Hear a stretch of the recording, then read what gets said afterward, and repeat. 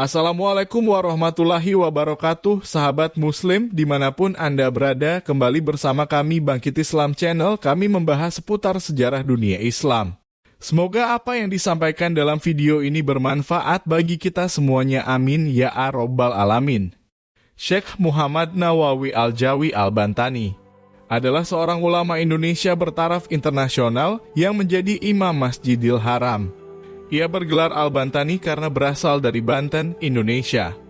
Ia adalah seorang ulama dan intelektual yang sangat produktif menulis kitab. Jumlah karyanya tidak kurang dari 115 kitab yang meliputi bidang ilmu fikih, tauhid, tasawuf, tafsir, dan hadis. Karena kemasyhurannya, Syekh Nawawi Al-Bantani kemudian dijuluki Sayyid Ulama Al-Hijaz atau pemimpin ulama Hijaz, Al-Imam Al-Muhakkik wa Al-Fahamah Al-Mudakik, yaitu imam yang mumpuni ilmunya. Pada abad 14 Hijriyah, hingga Imam Ulama Al-Haramain, Imam Ulama dua kota suci.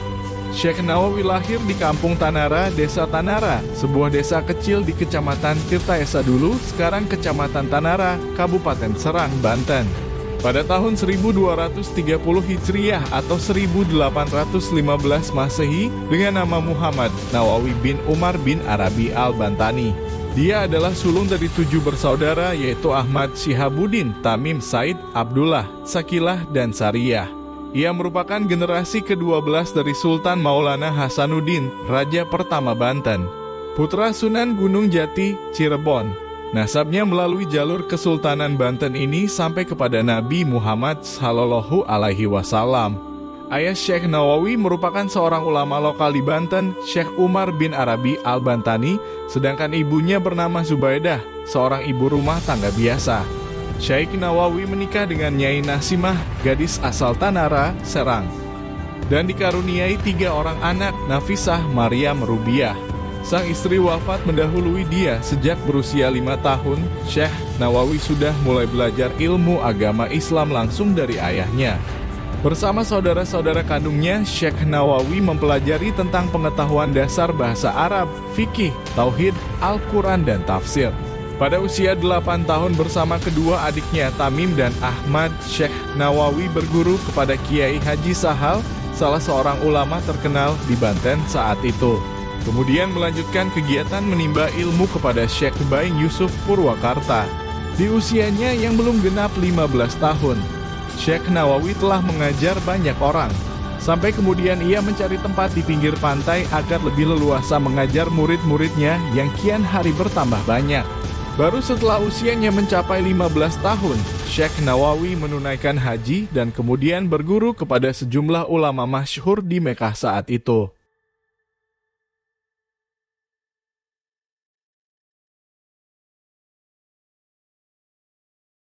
Berikut adalah para ulama yang pernah ditimba ilmunya oleh Syekh Nawawi. Syekh Umar bin Arabi Al-Bantani ayahnya, Haji Sahal Al-Bantani, Syekh Baing Yusuf Purwakarta, Syekh Ahmad Khatib Asy-Syambasi, Syekh Ahmad Zaini Dahlan, Syekh Abdul Ghani Al-Bimawi, Syekh Yusuf Sumbulawani, dan banyak lagi.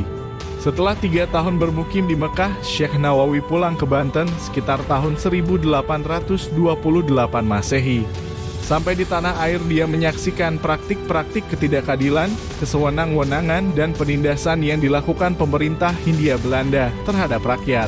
Gelora jihad pun berkobar.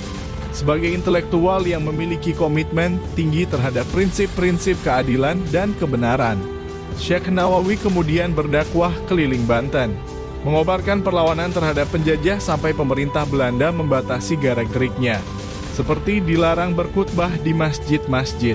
Bahkan belakangan dia dituduh sebagai pengikut Pangeran Diponegoro, yang ketika itu sedang mengobarkan perlawanan terhadap penjajahan Belanda tahun 1825-1830 Masehi.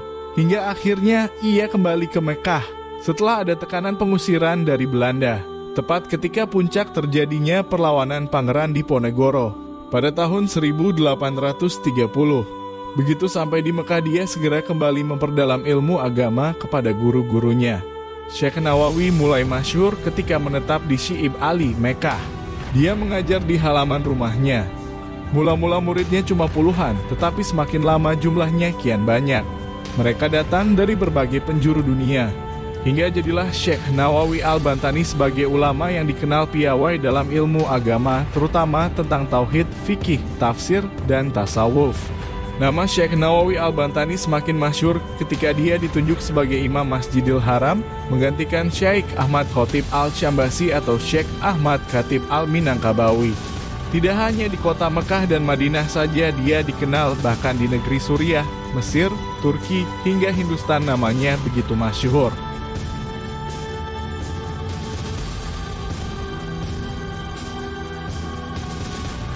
Syekh Nawawi memegang peran sentral di tengah ulama Al-Jawi. Dia menginspirasi komunitas Al-Jawi untuk lebih terlibat dalam studi Islam secara serius, tetapi juga berperan dalam mendidik sejumlah ulama pesantren terkemuka.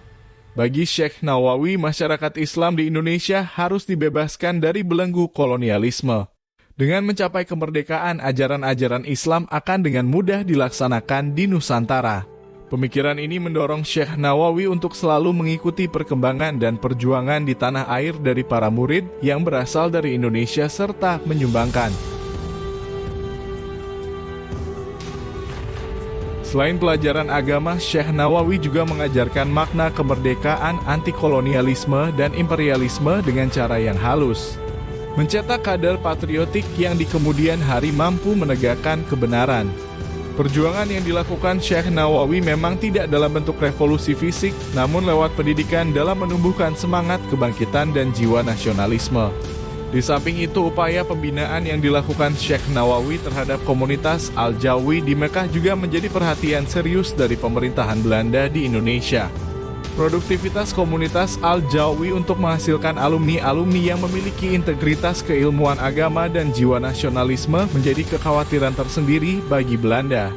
Untuk mengantisipasi ruang gerak komunitas Al-Jawi ini, maka pemerintah Belanda mengutus penasihat pemerintah, Christian Snouck-Hurgronje, untuk berkunjung ke Mekah pada tahun 1884-1885. Kedatangan Snouck ini bertujuan untuk meneliti lebih lanjut dan melihat secara langsung berbagai hal yang telah dilakukan oleh ulama Indonesia yang tergabung dalam komunitas Al-Jawi.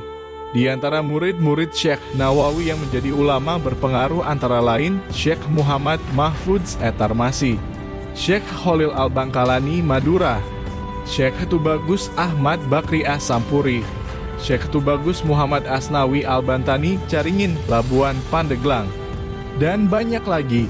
Di antara gelar kehormatan yang disematkan kepada Syekh Nawawi Al-Bantani adalah sebagai berikut: Al-Sayyid, Al-Ulama Al-Hijaz, tokoh ulama Hijaz atau Sayyidul Hijaz, penjaga Hijaz Nawawi Ats-Tsani Nawawi kedua. Orang pertama yang memberi gelar ini pada Syekh Nawawi adalah Wan Ahmad bin Muhammad Zain Al-Fatani, Al-Imam wa Al-Fahm Al-Mudakik dalam kurung, tokoh dan pakar dengan pemahaman yang sangat mendalam. Dan banyak lagi. Ulama asal Mesir, Syekh Umar Abdul Jabbar dalam kitabnya Al-Durus min Madi Al-Talim wa Hadlirih bi Al-Masjidil Al-Haram beberapa kajian masa lalu dan masa kini tentang pendidikan masa kini di Masjidil Haram, menulis bahwa Syekh Nawawi sangat produktif menulis. Hingga karyanya mencapai 100 judul lebih yang meliputi berbagai disiplin ilmu.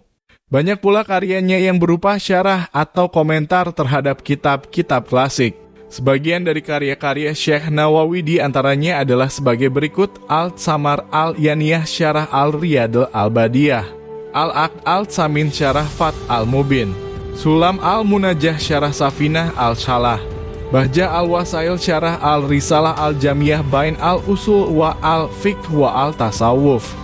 Dan masih banyak. Karya tafsirnya Al-Munir sangat monumental, bahkan ada yang mengatakan lebih baik dari tafsir Al-Jalalain, karya Imam Jalaluddin As-Suyuti dan Imam Jalaluddin Al-Mahali yang sangat terkenal. Sementara Kasyifah Al-Sajah merupakan syarah atau komentar terhadap kitab Fikih Safinatun Najah, karya Syekh Salim bin Sumair Al-Hadrami. Karya-karya dia di bidang ilmu akidah misalnya adalah Tijan Ad-Darari, Nur Al-Dalam, Fat Al-Majid. Sementara dalam bidang ilmu hadits misalnya Tanqi Al-Qaul. Karya-karya dia di bidang ilmu fikih yakni Sulam Al-Munajjah, Nihayah Al-Zain, Kasyifah Al-Sajah, Dan yang sangat terkenal di kalangan para santri pesantren di Jawa yaitu Syarah Uqud Al-Lujain fi Bayan Hukuk Al-Zaujain. Adapun Kamyu Al-Tughyan, Nasaih Al-Ibad dan Minhaj Al-Raghibi merupakan karya tasawuf.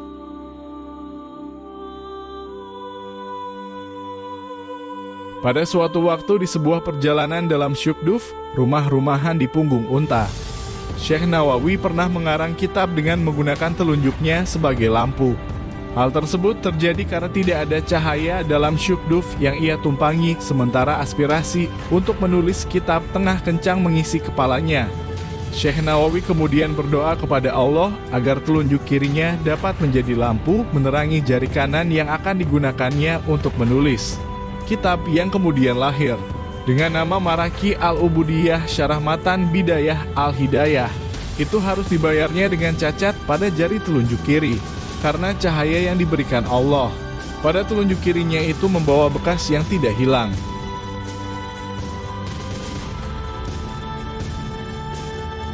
Karamah lain Syekh Nawawi juga diperlihatkannya di saat ia mengunjungi Masjid Pekojan, Jakarta.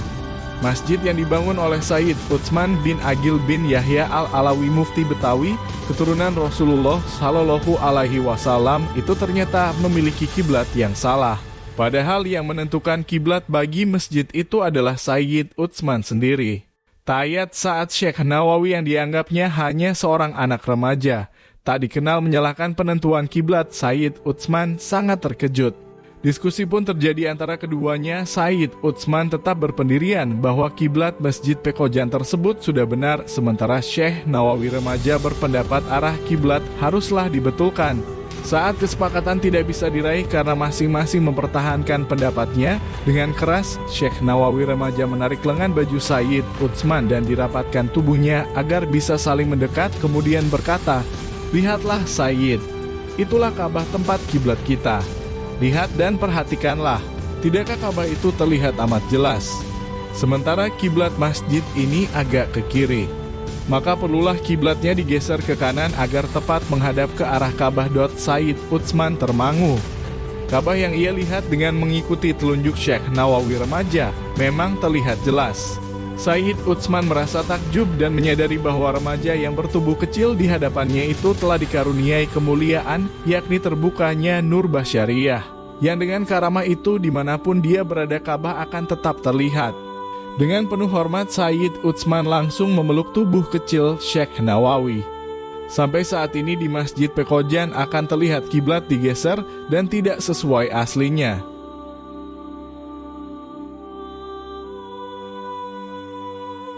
Telah menjadi kebijakan pemerintah Arab Saudi bahwa orang yang telah dikubur selama setahun, kuburannya harus digali. Tulang belulang si mayat kemudian diambil dan disatukan dengan tulang belulang mayat lainnya. Selanjutnya semua tulang itu dikuburkan di tempat lain di luar kota dan lubang kubur yang dibongkar dibiarkan tetap terbuka hingga datang jenazah berikutnya terus silih berganti. Kebijakan tersebut dijalankan tanpa pandang bulu hingga menimpa pula pada makam Syekh Nawawi. Setelah kuburnya genap berusia 1 tahun, datanglah petugas dari pemerintah kota untuk menggali kuburnya. Tetapi yang terjadi adalah hal yang tak lazim. Para petugas kuburan itu tak menemukan tulang belulang seperti biasanya. Yang mereka temukan adalah satu jasad yang masih utuh. Tidak kurang satu apapun, tidak lecet dan tidak ada tanda-tanda pembusukan seperti lazimnya jenazah yang telah lama dikubur. Bahkan kain kafan penutup jasad Syekh Nawawi tidak sobek dan tidak lapuk sedikit pun. Terang saja kejadian tersebut mengejutkan para petugas. Mereka lari berhamburan mendatangi atasannya dan menceritakan apa yang telah terjadi. Setelah diteliti, sang atasan kemudian menyadari bahwa makam yang digali itu bukan makam orang sembarangan. Langkah strategis lalu diambil, yaitu larangan dari pemerintah untuk membongkar makam Syekh Nawawi. Jasadnya lalu dikuburkan kembali seperti sedia kala dan hingga sekarang makam Syekh Nawawi tetap berada di Mala, Mekah.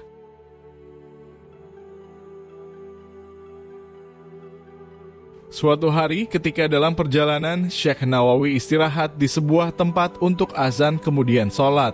Setelah ia azan ternyata tidak ada orang yang datang, akhirnya ia qamat lalu sholat sendirian.